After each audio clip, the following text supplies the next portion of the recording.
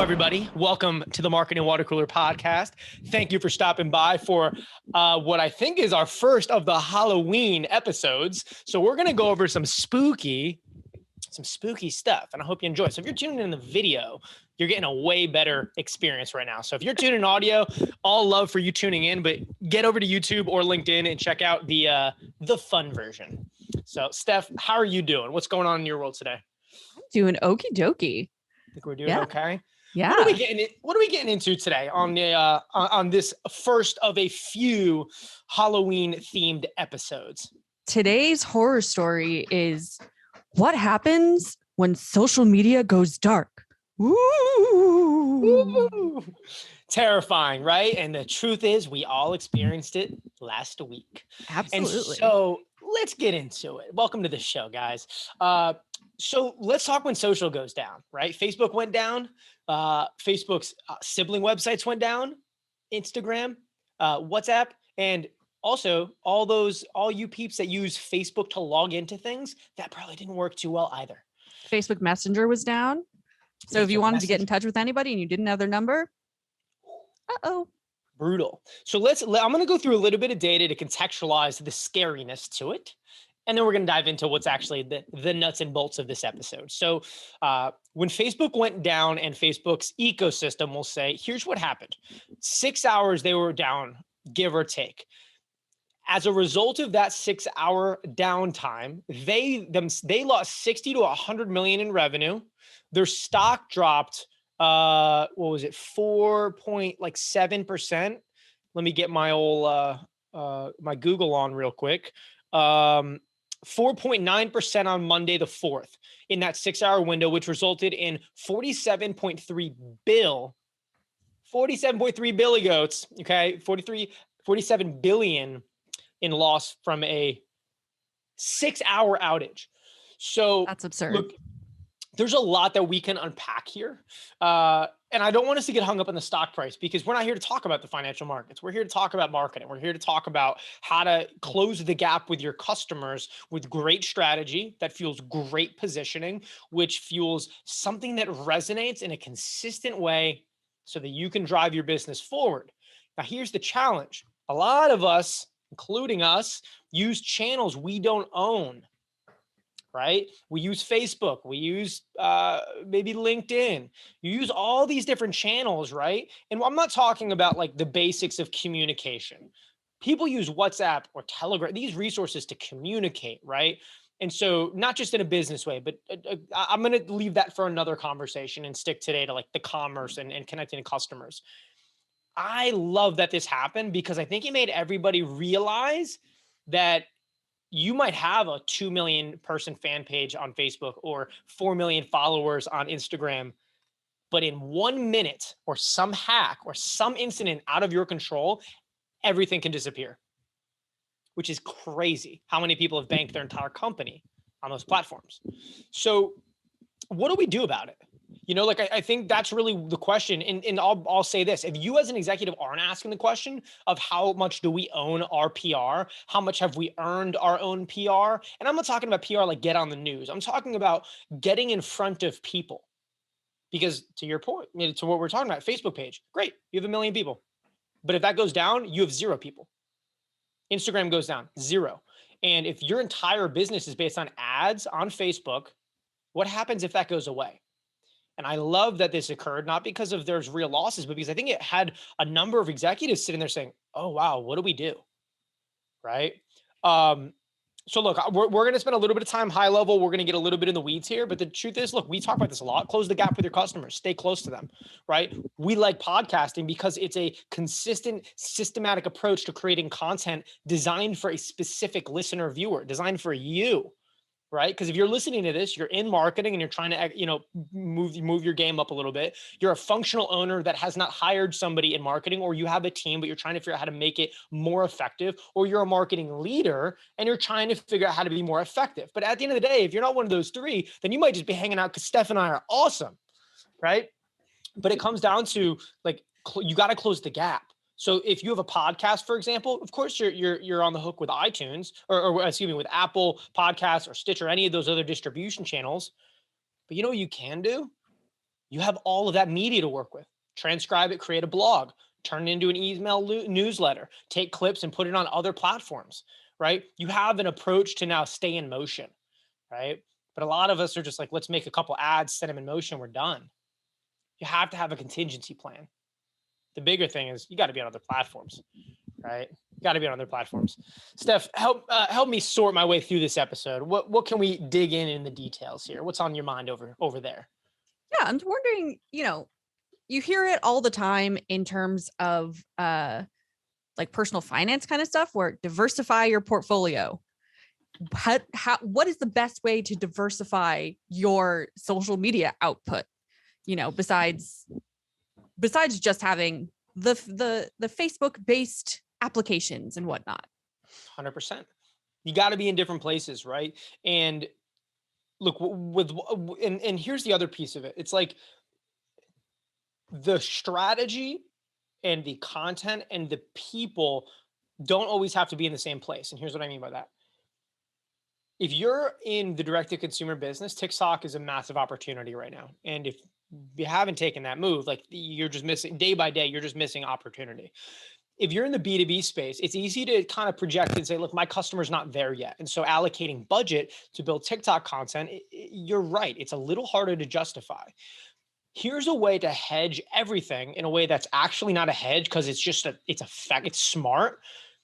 Have somebody in your organization or people, plural, in communities, right? It goes back to the foundation of business building before the internet. B&I groups, Chamber of Commerce, showing up to the community events, shaking hands, kissing babies, and being a part of the community. So when Facebook goes down, are you involved in Slack channels, leaving comments and community value for people in your industry? Right? When WhatsApp and Messengers goes down, are you in Discord channels talking about anything in your ecosystem? Are you providing value for people that are that are your customer, right? Because that person doesn't only live on Facebook. And I think that, where this is going and where like the removal of like cookies and Facebook removing their Facebook pixel in 2022 and all these different things that are going to make it more challenging to retarget your customers, it's all coming back to the same thing. You can't be reliant on running ads. You have to find a way to get direct to the source. So you hedge it by putting out content on different platforms.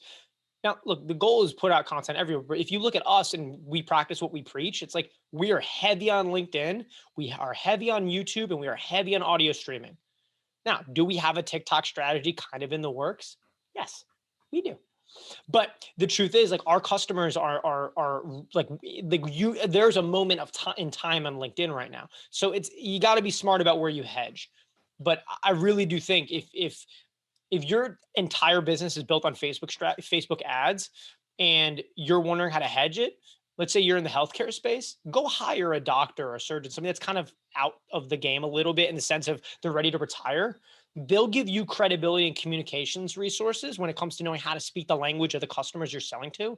And then their entire job is to get on podcast, be visible, be in communities, be in Slack, be in Facebook groups. Now you hire somebody to be the scaling of the unscalable. So if the Facebook ads go down, you still have Sophia, you still have Jared, you still have that person, or it doesn't have to be somebody you hire, somebody you have already, but their job is to be everywhere, be on 3 podcasts a week, be in the most popular, most valuable 15 different groups online. Because then if everything goes down, you still have somebody to hit everywhere that they need to be. You know what I'm saying? Yeah, man, absolutely. This hair is out of control. All right, Steph, what else we got? I'm sort of wondering so Facebook itself lost bananas amount of money in that 6 hours. I'm wondering how much this affected the individual, like people, consumers, or not consumers, the individual businesses who use mainly Facebook and Instagram. I wonder how that affected them specifically. Let's see if we can find it. How much did small business owners lose when downtime estimated cost Facebook about 60 mil? Let's see. It's hard to estimate how much the hit business owners. All right, let's see if we can find this.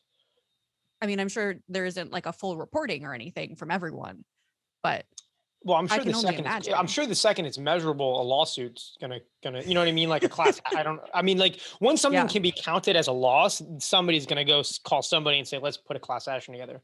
sure. Um, let's see what we got here. Yeah, it's a lot of anecdotal info. Her sales increased 88%, but when she did Facebook Lives.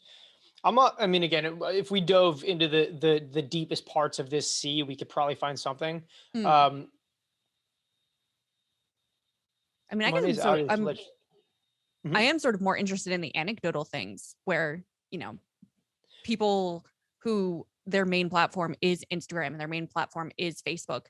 How did they Yeah. do? Like, if that's all you have, So in here, and I'll kind of explain. Like, look, I'm not saying I'm sitting here on the call with they freaked out.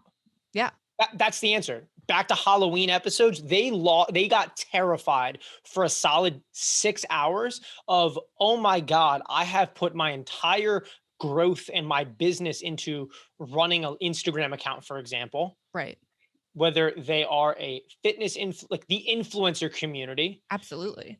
And I think that's the piece of the puzzle that look, we don't talk a lot about influencers. Um, being an influencer is predicated on the front end of that word, influence. Hmm. I think a lot of people took a moment and said, oh my God, I don't have a platform anymore. Right. Right. Because there's a ton of people that have a blue check mark and a 50 to 100K. And if that wasn't there, nobody would know who they are. Right.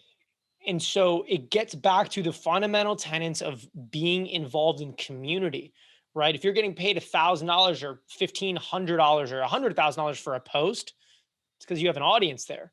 So that when you look at, you got to be on other platforms, but it also comes down, like, this is why market research matters.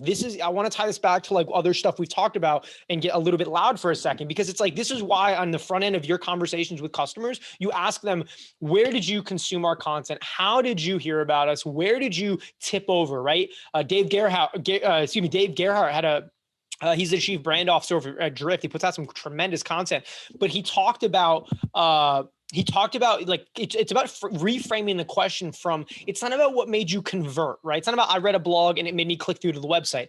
It's about how much of our content did you consume in your buying journey, right? Mm-hmm. Because in e-commerce, when you're buying shoes, somebody puts up a review of shoes and like you click through and buy it. That's easy to track Right. attribution wise. But B2B buying doesn't work that way, right? People go from a podcast to a Slack channel to a friend that they know to a case study. And then eventually they find their way to certainty or above a level to like, I think I have an idea what I need. Then they reach out. So it's like, you can't be like, we need more case studies, because that's the thing that tipped it. The thing that tipped it was everything all the time aligning to their buying journey. So if you're not asking your buyers where they spend their time, where their associates spend their time, right? If there's a demographic difference between C-suite and their subordinates, then you have to think about, what's the next generation of this team going to look like, right? Mm-hmm. Is that senior level manager maybe 39 years old and actually loves TikTok, but maybe their boss is 52 years old and they love LinkedIn? Right. It comes down to like, how well do you know your customers? And so it's not to pull everything back to market research, but it's like, you hedge this and you work around this by being rooted in where the customer actually spends their time. Because Right. then if Facebook goes down, look, if they scramble to go find another place to be, you can probably predict where they're going to go. Mm-hmm. Facebook, Instagram, WhatsApp, Messenger all goes down. Do you think people are going to go to TikTok? Probably. I heard a lot of people saying, "Oh my God, I didn't use my Twitter for 10 years, but then everything went down, so I went back to Twitter." Or I Oh haven't yeah, made a Twitter yet, so I jumped in there. 100%.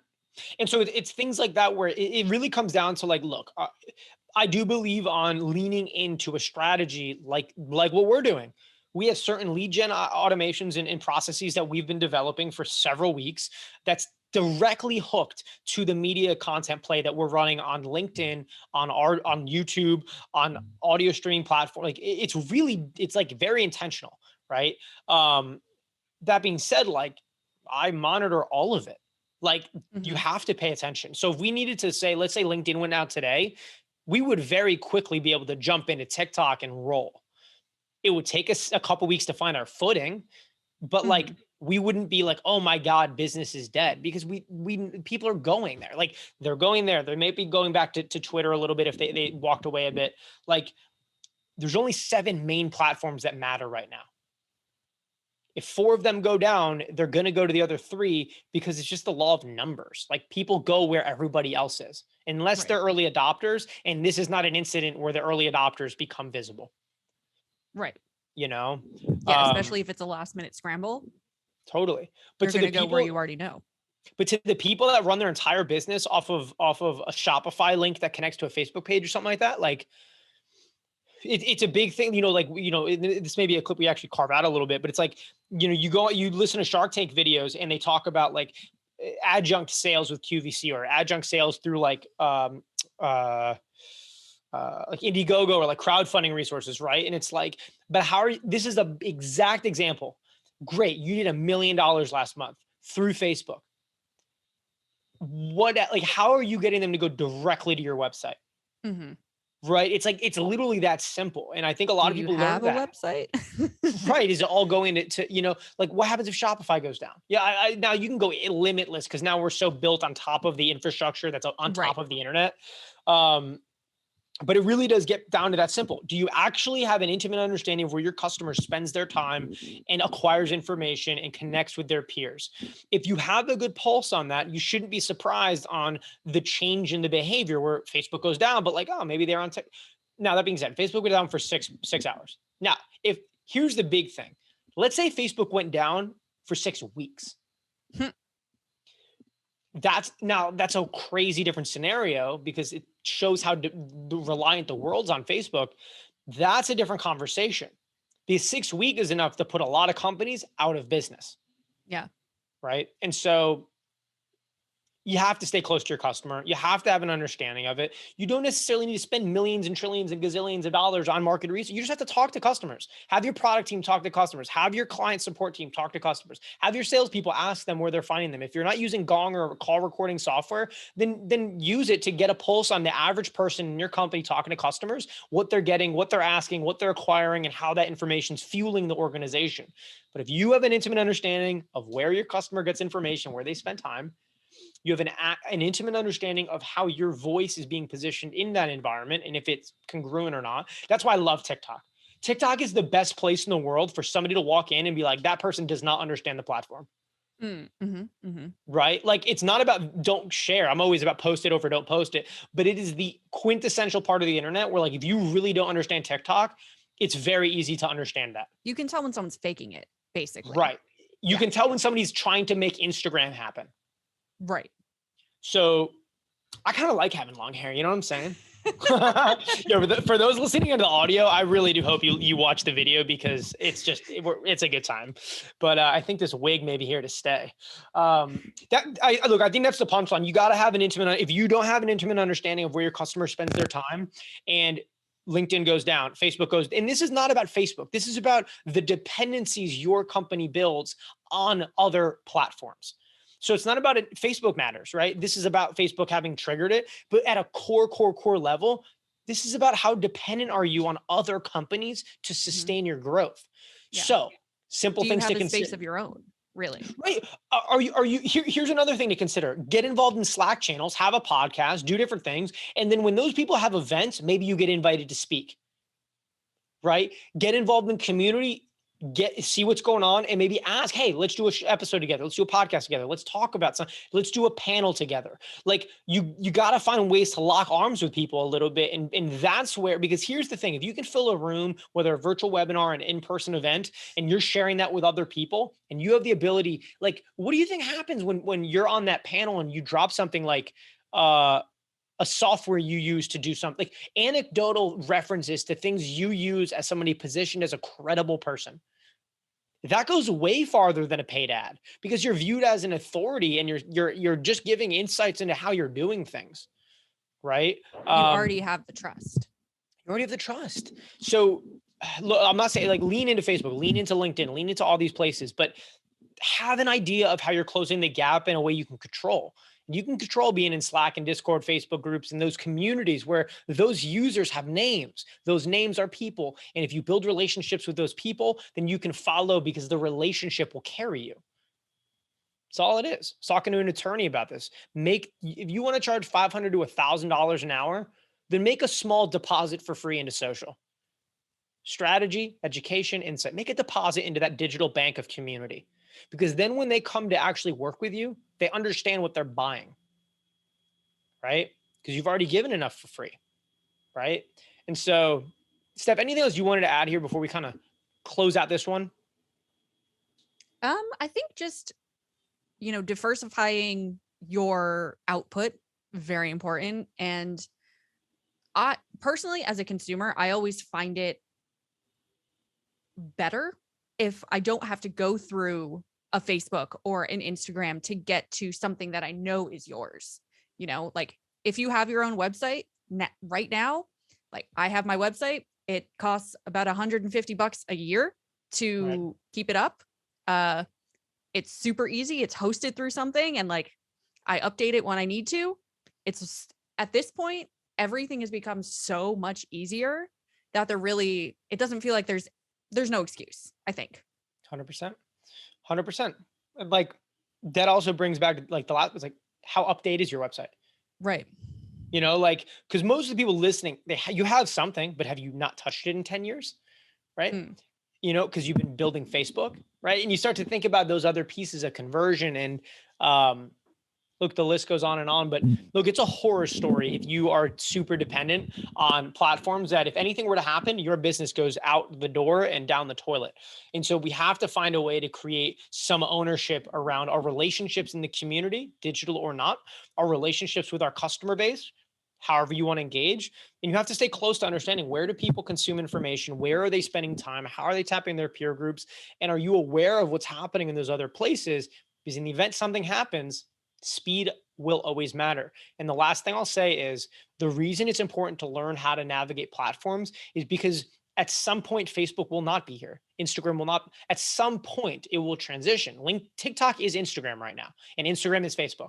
Like the evolution of how people are doing things is fundamentally shifted. But if you don't learn how to use TikTok, for example, then you may not be ready for the next one. Mm-hmm. And it happens fast. This is more about developing the muscle and the workflow to create content in a sustainable, systematic way. So think less about, a video, and think about like, how consistent are we able to create? And then it will matter where you have to be, because you'll be able to communicate in that community where it matters, when it matters, to whom it matters.